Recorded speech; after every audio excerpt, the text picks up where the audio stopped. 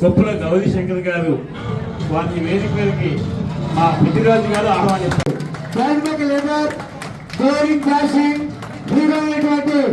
మన కొప్పుల ఈశ్వరరావు గారు youth president అంటే ఎలా ఉంటారనుకున్నాం.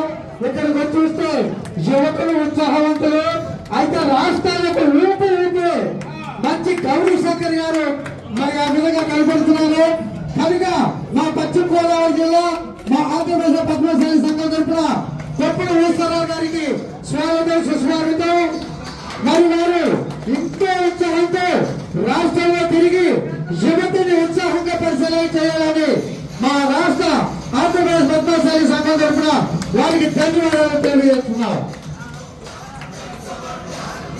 ఒకసారి అందరూ తప్పని కొట్టండి. ఏం చేయాలి సరిపోతుందా?